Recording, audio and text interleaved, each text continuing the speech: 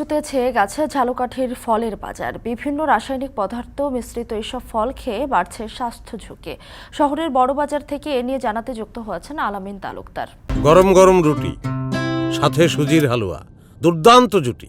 তবে জুটি জমাতে চাই তীর আটা ময়দার সুজি, কারণ তীর ছাড়া আমার চলেই না।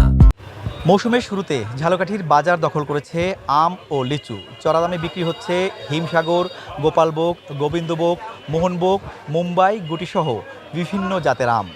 পাশাপাশি বেশি দামে বিক্রি হচ্ছে লিচুও। এখানকার বাজারে পাওয়া যাচ্ছে এমন আম বিক্রি হচ্ছে 100 থেকে 150 টাকা কেজি দরে। অপরদিকে প্রতি 100 পিস লিচু বিক্রি হচ্ছে 300 থেকে 600 টাকায়।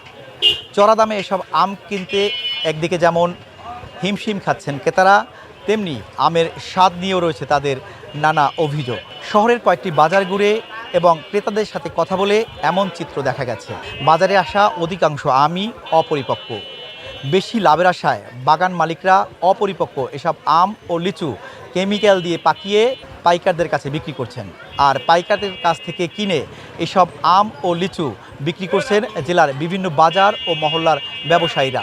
এসব ফল খেয়ে মানুষ মারাত্মক স্বাস্থ্য ঝুঁকিতে পড়ছেন।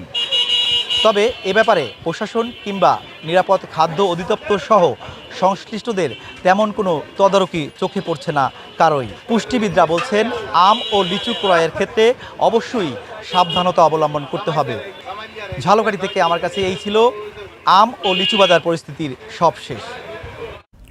বর্ষা মৌসুম ঘনিয়ে এলেই চট্টগ্রামে বাড়ে জলাবদ্ধতা।